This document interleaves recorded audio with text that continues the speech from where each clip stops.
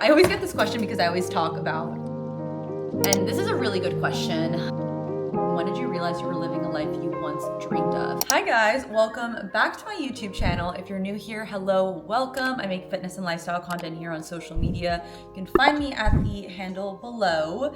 So in today's video, it's, by the way, Saturday. So you're watching this, it's Sunday, happy Sunday, but it's a happy Saturday for me. I figured we would do a sit down chit chat, get ready with me for the day because I have to go to the gym and you guys always want to know my gym makeup and how I do my slick back. So I wanted to get ready with you guys, but also answer questions because you loved when I sat down and answered a bunch of questions about myself, giving advice, and we're just gonna do a part 2 of that, an extended version, and just chat like we're gym besties, getting ready to go to the gym together. So let's get started. Also, side note before we get started, you guys just saw that I have coffee. Whole Foods coffee, best coffee ever. If you have just missed their coffee bar or just like never stopped by, please do. Their coffee just tastes so good. It's like honestly one of the best coffees that I ever had. So we have that to fuel ourselves this morning. And other side note, I got my eyebrows laminated and my lashes lifted yesterday, so I won't be touching them because they look so good. I feel so put together when I have those two things done. Okay, so I took some time to organize your guys' questions into different parts, so I'm not just bouncing around to different questions around different topics. So the first topic is going to be around online coaching and content creating, career advice. The second one is navigating your 20s and building a life you love. Third one is insecurities, confidence, and self-growth. The fourth one is breakups, love, and romanticizing single life. And the last one is manifestation, dream life, and mindset work. We got a lot to go through, so let's get started. By the way, I just wet my hair because I'm about to do a slick back, but I want to answer the first question. What made you want to pursue online fitness coaching and social media? After graduating college, and for those of you who don't know, I went to Ithaca College. I graduated with a communication and marketing degree. But basically, I graduated, I was applying to a bunch of jobs. No jobs were accepting me. I was rejected by almost all of them. And I just really took it as a sign that this wasn't my path. And to be honest, even when I was applying to those jobs, I was like, do I really want this? I don't think so. Like, fitness for me was something that I was so passionate about, and it was something that I felt like really good at. It was one thing that I was like, nobody could take this away from me. Like, I feel very confident in this industry. I feel very confident in this decision to make this my career in some way. Like, it was just feeling very in alignment. Everything else, like within like marketing jobs or other career paths, it didn't excite me. So I knew that when I was building my social media presence and I graduated college and online fitness coaching kind of fell in my lap, I knew that I needed to just fully take advantage of this and to trust myself and believe in myself to build this business up, but also my social media presence up as well. And it was definitely challenging in the beginning because my parents also didn't really know too much about it. And I was living under the roof. So they were like, what do you mean you're not applying to jobs? What do you mean like you're not, using this with your degree? And I kind of just had to explain it to them, but I also had to trust myself that this was the path for me. So it was challenging, but obviously it all paid off. And I think one thing that really made me pursue it was just I saw how much fitness changed my life and transformed my life, and to be that for somebody else and be a coach and help other people really transform their life was everything to me. Like, that was something that genuinely filled my cup up and still does to this day. And I just like never take it for granted. Like, I truly love what I do. I love fitness. I love helping people. And it just felt really in alignment with myself. I actually start getting ready. Before I answer the next question, I want to show you guys what I use. I literally just wet my hair with a spray bottle. I got this from Amazon, and then I use the Day Cactus Fruit 3-in-1 styling cream. I'm literally almost out. I have to get another one, but I put this all over my hair and then I start slicking it back with this flat brush that I got from Target. Okay, second question is, what advice would you give someone who wants to start in this career? I think the first thing is to be easy on yourself, give yourself grace, and give yourself kindness, because I know that when you are starting to post on social media, you expect to maybe see, high numbers or high engagement. And if you don't have that right off the bat, or if you're like posting and you're not getting that engagement that you want, it could be very discouraging. But I'm here to tell you, like, that all takes time. Building a community, building an engaged community Also, creating good content and knowing how to edit takes time. Like when I first started, I probably got like 5 likes and my content wasn't the best edited. I literally was recording with my front camera with my iPhone 14 or 13 at the time. Like quality was not good. I had like my content just wasn't the best. But now looking back, I can like see the growth and evolution of how my content creation has really evolved. So be kind with yourself, accept that you are a beginner, and don't compare yourself to other people who have been doing this for a while, because they,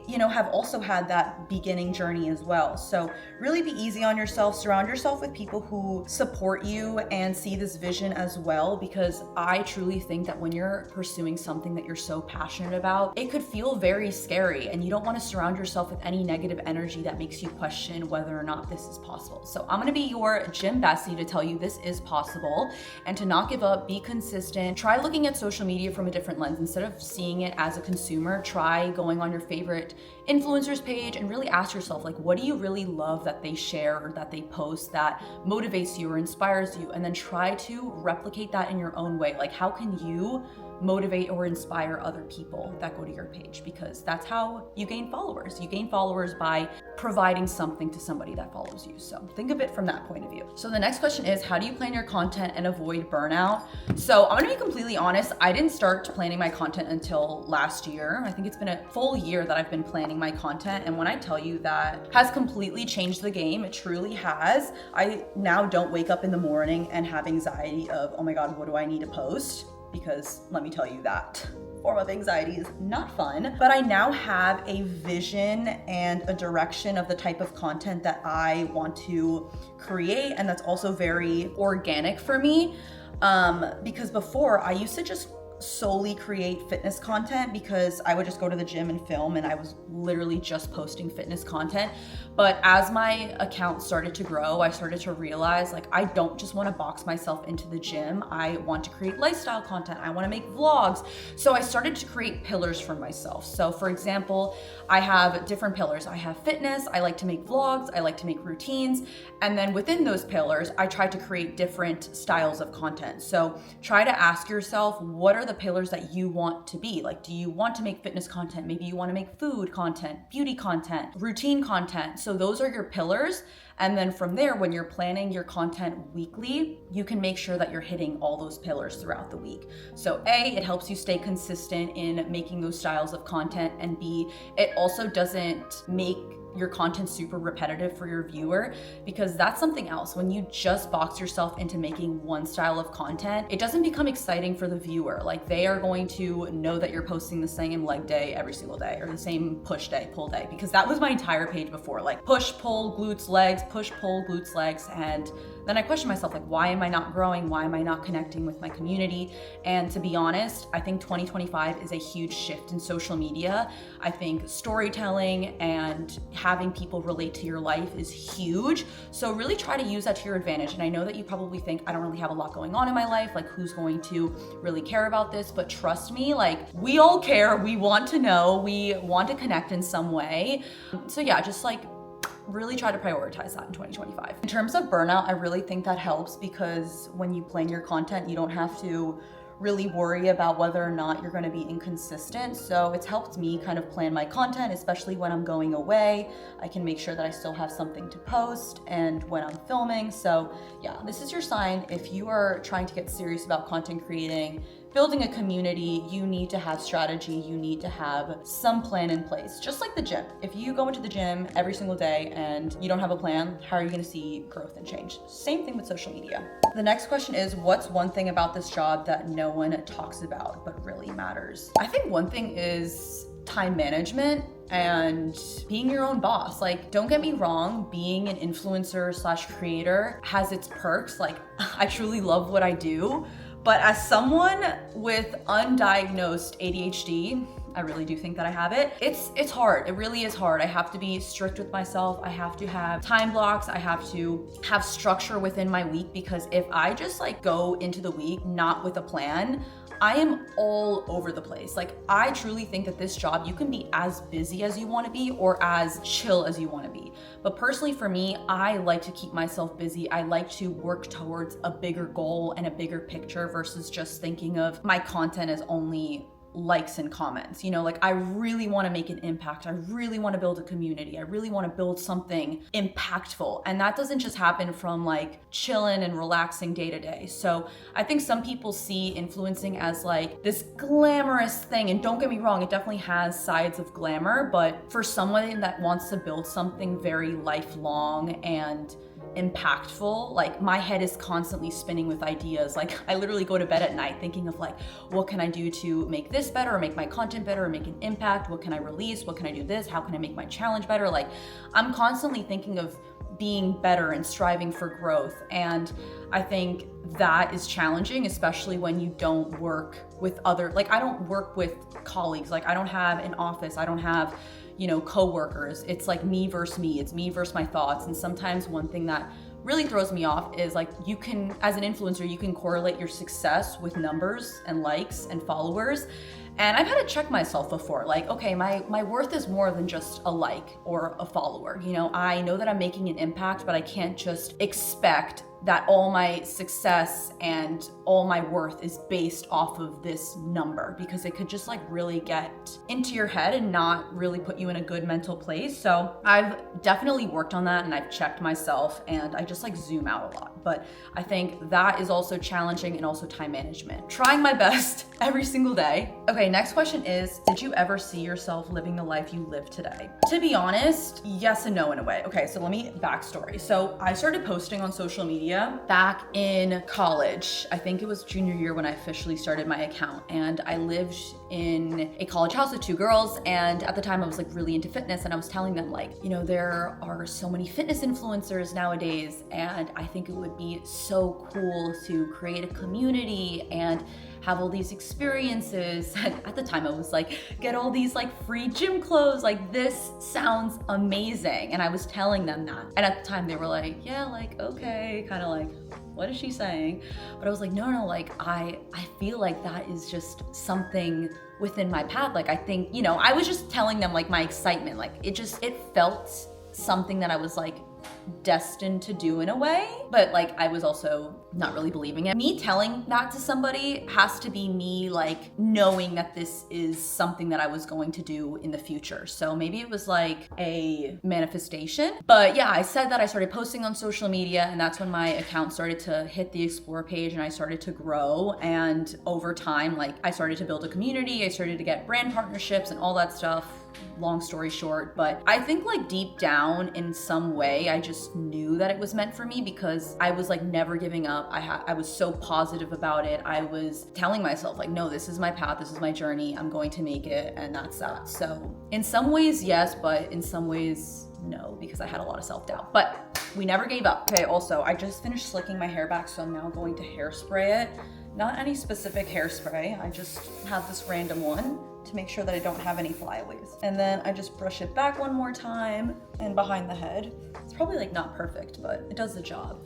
But yeah, that is how I do my simple slick back for the gym. Quick coffee break because I am just yapping away.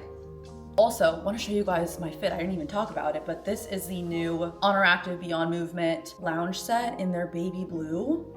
I'm obsessed. Like this is such a cute color and it's so comfortable. Like I am so comfortable right now. Okay, the next question is, what season of life do you feel like you're in right now and how are you embracing it? I think right now I am in a season of growth and transformation in a way, because this is the first full year that I am completely on my own, living on my own, and like fully financially independent. Like I am in my self-growth / discovery era. And I love it. I truly, truly do. I think one thing that I have really realized about myself is that I do not need anybody to validate me aside from myself. I think in the past, I've always looked for external validations with work or relationships or friendships. Like I was always wanting other people to validate me because I was so hard on myself that I would never believe it unless someone else was saying it about me.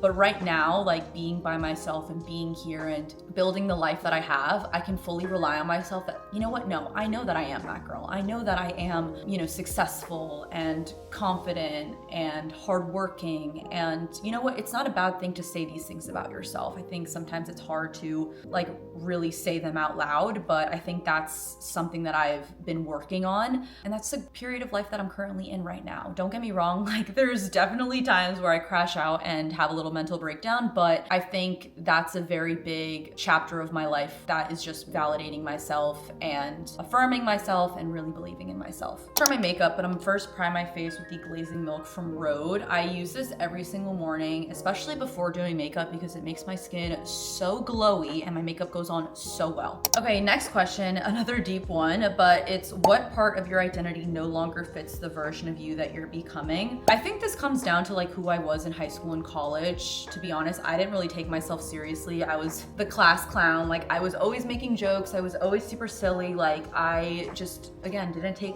things too seriously. And I also wasn't the best at school. So whenever I had these big goals, nobody would really think that I would amount to them in some way. That kind of sounds like very mean and deep, but that's how I felt.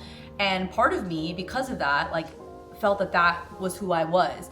But now, fast forward to like where I am today, I've built such a great life for myself. I built such a great community. I am a leader.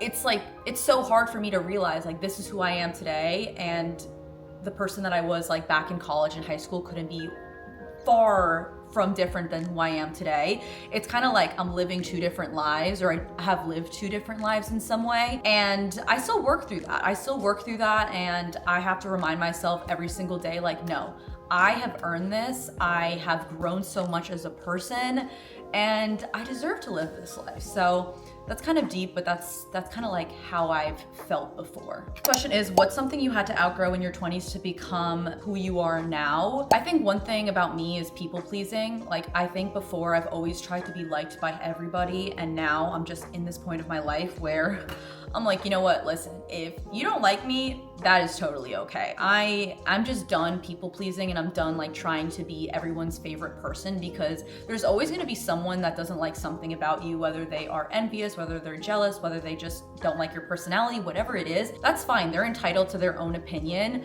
but I'm just not like beating myself up about it or trying to change myself to fit other people's perception of me. So yeah, I think that's something that I've outgrown, and it feels really good to be confident within that thought. Okay, next up, we're going to do the Summer Fridays Sheer Skin Tint. I love this stuff, especially for the gym. Okay, the next question is, do you ever struggle with feeling behind? How do you reframe those thoughts? I'm just gonna say it from a social media standpoint. Definitely I have before in the past, because again, it's a numbers game. So if I see that maybe I'm not growing or my engagement's not the best or whatever, like you could get really wrapped up in your head with just seeing all these numbers and comparing it to other people.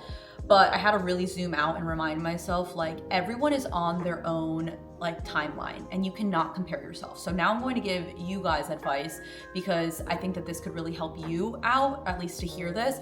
But you need to trust the timing of everything. Like if things don't feel right now, that is okay. Like try to look at life and be like, what is this season of life trying to teach me? Like if things aren't working out, they're not working out for a reason. That doesn't mean that it's never gonna work out, but it's just not the right time right now. Like what's going on in your life that you can learn from? Everything that you go through life is a lesson. It's gonna shape you to who you are supposed to be. And I'll like go back to the example of when I was applying for jobs and no jobs were accepting me. I was getting rejected by all of them. My friends at the time were posting their LinkedIn updates of their jobs that they were all getting, and I felt super shitty about myself because I wasn't getting anything. And now looking back, like that was supposed to happen. I was supposed to go through that period of time to go after what I truly wanted, which was the life that I'm living today. So instead of just like beating yourself down and kind of questioning why is things not working out for me, just like take it as a learning experience and take it for the season of life that you're currently in and just really try to grow from it. So yeah, don't ever think that you are left behind or that you're just not growing at the pace that you want to be. Everything is happening for a reason, and everything that happens to you is happening for you. I'm gonna quickly blend this in before it gets dry. This stuff is actually so good. It blends in so smoothly, and I feel like it's the perfect shade for my skin color. I'm trying not to mess up my eyebrows because I'm not able to get them wet for 24 hours, so I have to wait to go to the gym until like 3 p.m., but it's fine. Do you see how glowy my skin looks? Like, I think it's a mix of the Summer Fridays and again,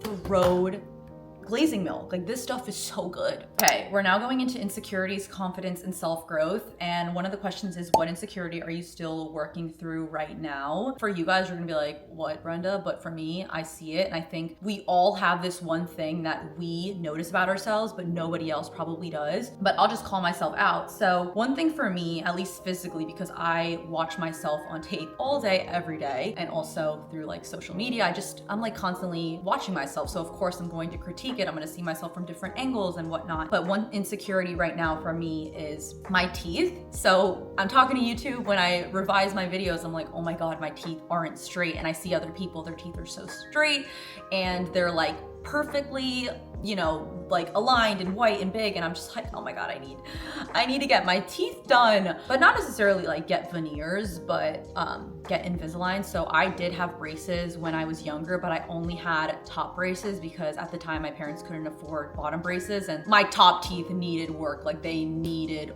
work. I had an open bite. I don't know if you guys know what that is. And my bite still isn't 100% perfect, but when I was younger, I used to suck on my thumb. And because of that, your teeth like grow within a gap. Like, I don't know how to explain it, but you literally have a gap from your front teeth to your bottom teeth open. So that's what happened to me. And because of that, I needed braces, but I needed bottom and top at the time to like really fix my bite, not just my smile. But again, I didn't have my bottom braces. My parents just couldn't afford it at the time because braces were freaking expensive. So yeah, I only had top braces. It straightened my top teeth, but my bottom teeth are still crooked and my bite isn't completely aligned. And that's something that I really want to do in the future, is get Invisaligns and fix my smile and my bite. But I first have to get my wisdom teeth out. And I'm just, oh my God, guys, I am dreading getting my wisdom teeth out. I have low-key been procrastinating my appointment. I haven't even booked it. I have to, I really do. So once I get my wisdom teeth out, I'm going to get Invisaligns. I'm going to fix my smile. And yeah, that's just like something that has always really been like an insecurity of mine. And I just had to like look past it on YouTube. And I think another thing is just like my nose. Oh my God, I'm not even gonna get into it, but guys, like, I think being on social media, you just look at yourself and you're like, oh my God, this, that, and this. I know, this is why it's toxic. But I like zoom out and remind myself like, no, Brenda, you're literally just in your head. You need to relax. So that's what I tell myself. But I think a smile is like reasonable. I think we all wanna have straight teeth in some way. So that's like what I'm gonna focus on and do once I get my wisdom teeth out. That's one of the insecurities. The second one that I have already healed was the size of my legs. And I know that for some of you probably are like, Brenda, what? But when I was younger, all the girls like growing up had a thigh gap, and you know, that was a whole era. I never had a thigh gap. Homegirl had thick legs as per usual. So I always felt super insecure. Like, I had cellulite in the back of my legs. So whenever it was summertime or we were going to the pool or wearing jean shorts, like, I was so insecure of my legs. Like, I have short, thicker legs, and all the girls that I was friends with growing up were tall and skinny, and that just wasn't my body type at all. And I like literally would Google how to lose weight in your legs, how to get a thigh gap, how to reduce fat, how to get like, girl, my entire Google search was literally just workout videos. That's why I went on Chloe Ting and was doing her workouts. If you know, you know. And that was an insecurity that I had to like really heal. Like, no, this is my body type. I need to love my body for how it is. And now I truly do. I'm like, yeah, I like my thick legs. I appreciate them, and you know, this is me. So I've healed that insecurity, but that was an insecurity that I had before. Okay, so the next question is, when did you start truly liking who you are? The way that I'm going to interpret this question is probably a bit different than how everybody else would, but I've talked about this before. But I think growing up for me was like really hard looking back, because I just kind of had this identity crisis. I grew up in a very white neighborhood, and being one of the few, probably like there was 2 or 3 Hispanic people in my entire neighborhood / school system, it was tough. I wanted to blend in. I wanted to look like everybody else. I had this phase where I was like dyeing my hair like blonde as much as possible, the balayage, because I wanted to blend in. I was very insecure of being Hispanic and also like being first gen, like my parents had accents. You know, it was something that I was insecure about at the time because, you know, people in high school or, you know, growing up in middle school where everyone's not your same ethnicity, like could say things about you. And I'm not gonna lie, like people did, they would make jokes about me, my skin color, my ethnicity, and some of them were racist. And it like really messed up my like identity. I just didn't want to like be known as the Hispanic girl. Like I was called Mexican like a million times. And now looking back, like, okay, even if I was Mexican, what is wrong with that?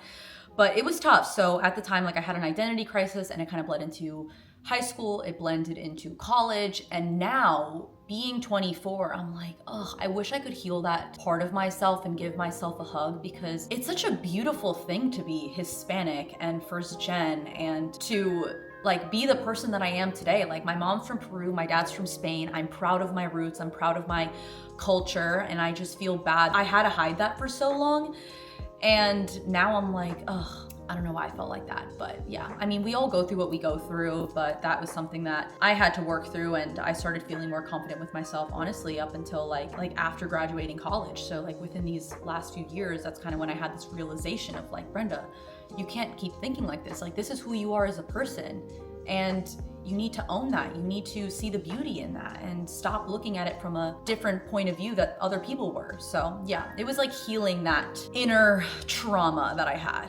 But anyways, I'm gonna do my concealer. I have the Tower 28 in OC, but if anyone else has had like an identity crisis at some point in their life, comment below and let me know because this is something that I feel like I have never found somebody to relate in.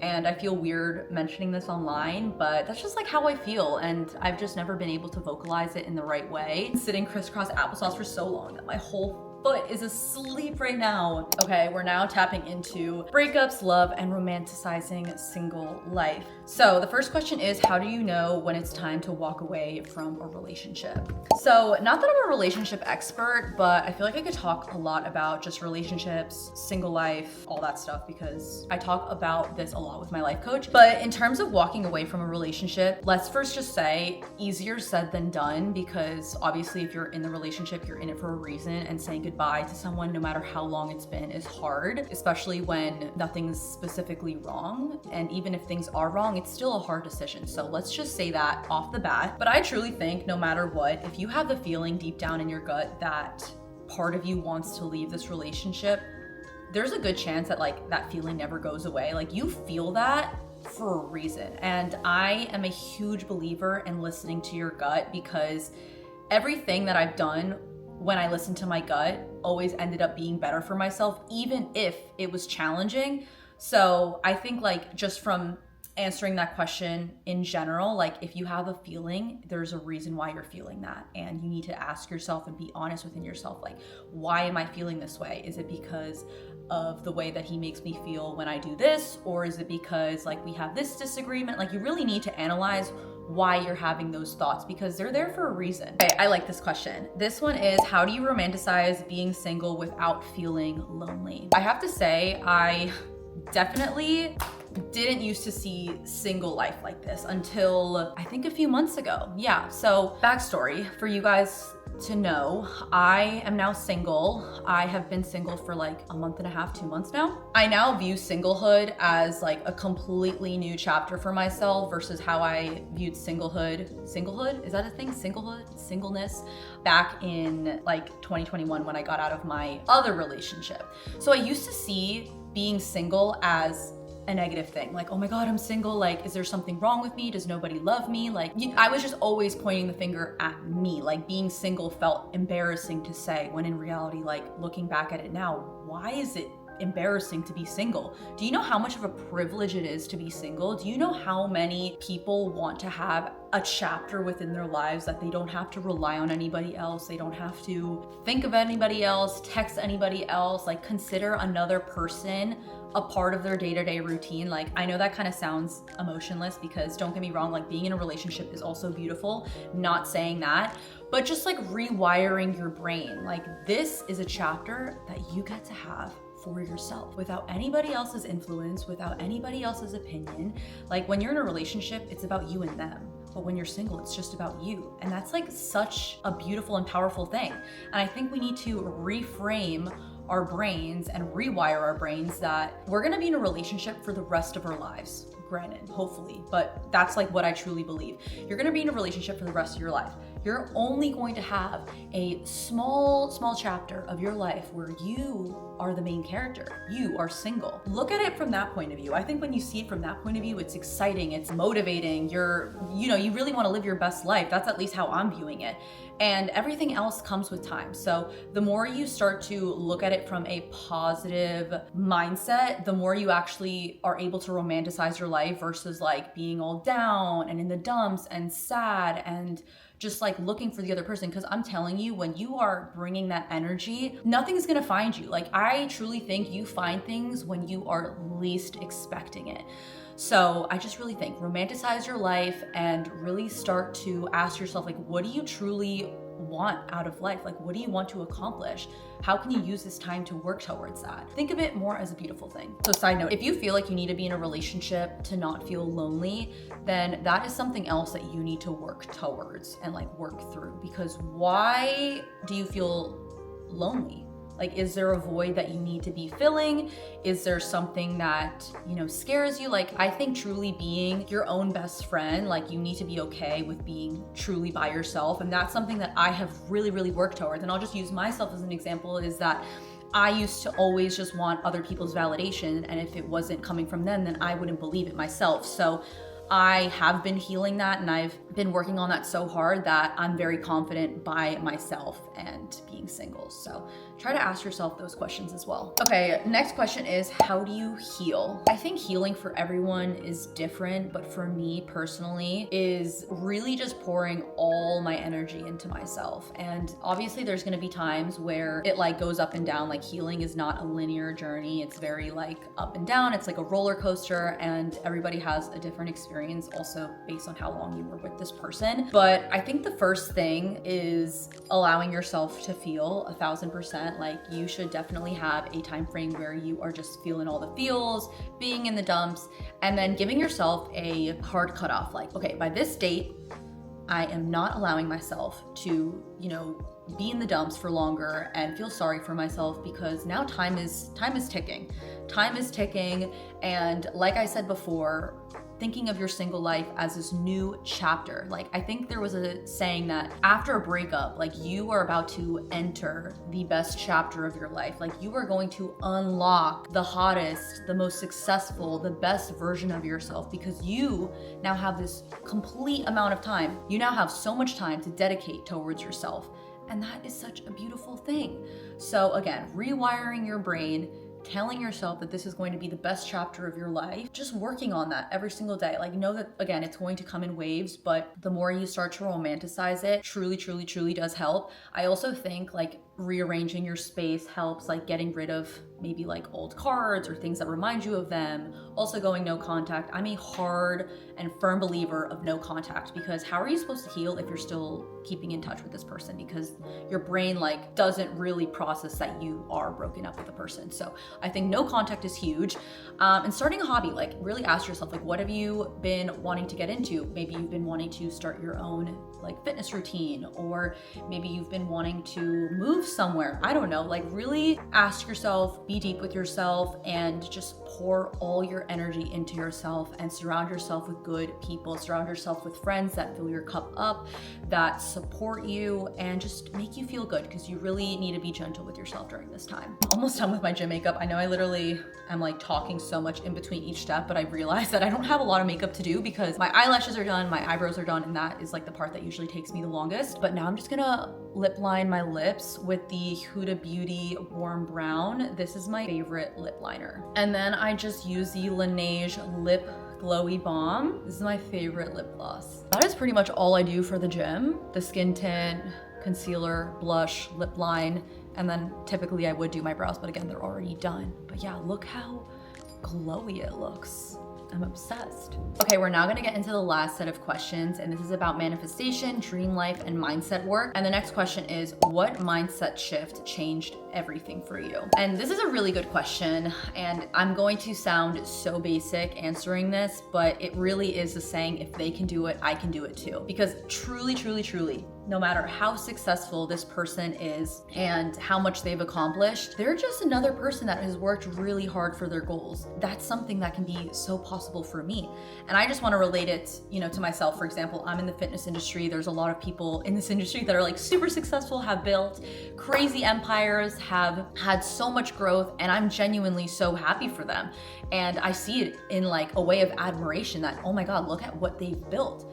How can I do this for myself? Like that's gonna be me one day. Like I'm going to accomplish these big and great things. And I see it in a way of like a positive and inspirational way versus somebody else could look at it as in a bitter way or a jealous way. And when you start looking at things in a bitter and jealous way, then you're putting them in a pedestal and you're putting yourself here. You need to be in line with them and just know that, okay, they've been doing this for however much longer, but that doesn't mean that that can't be you with time and hard work and resilience and persistence. But I think you need to really rewire your brain and like talk to yourself in a more positive way to like actually get yourself to believe that that also could be you. Because I think nowadays there's a lot of jealous people, insecure people, and bitter people when it comes to other people's success. And I think when you start to bring that energy within yourself, you're never going to be your true self. So I want you to let go of that. And I want you to remember that if they can do it, so can you, because I truly, truly, truly believe that, especially even for me, like those of you who watch me and also ask me all these questions about how did I start social media? How did I start online coaching, be partnered with these brands like X, Y, and Z? I just started a post, I was consistent, and this is what I've been able to do. But just how I did it, so can you. Like you literally can. There is room for everybody in this world to succeed. You just like have to put yourself on that level of believing that you can do it, because you can. So that's what I'll say on that. That mindset shift has completely changed my life. And I think my dad has also helped me with this because he has the same exact outlook on life. He started his restaurant business. He immigrated here from Spain, started his own restaurant business, and has like always worked within the restaurant industry, like working as a server.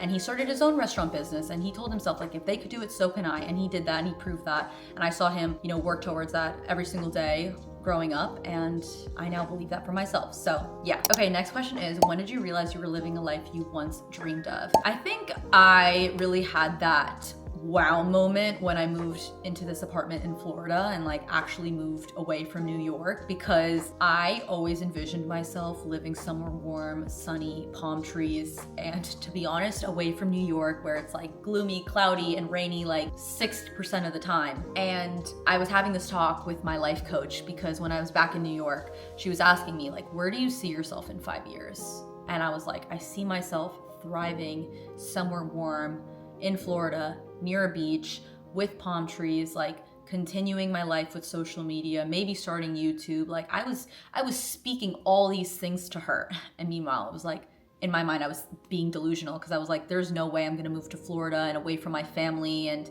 that's like a whole other topic. But I was just like really speaking from the heart of where I wanted to be. And we didn't even hit 5 years. I literally decided to pick up my stuff and move the following year. So that was like a really big wow moment for me of what I manifested that because I spoke it into existence, but I also followed through with it. So yeah, being here and waking up here is just a dream come true. And like, it's something that I still pinch myself about. Like I literally live here and I love my life. And I'm just so happy that I took the leap of faith and decided to go after this. Okay, next question is, you always talk about working with a life coach. What does that look like, and what's the difference between therapy and life coaching? I always get this question because I always talk about how I have a life coach. I'm very open. But what I have really found beneficial from life coaching is having someone to speak to every single week and being supported. There's a lot that goes on in my head, and there's a lot of decision making, and there's a lot of self-doubt. So having somebody to just really reflect and have help with like support is truly amazing, especially as a business owner.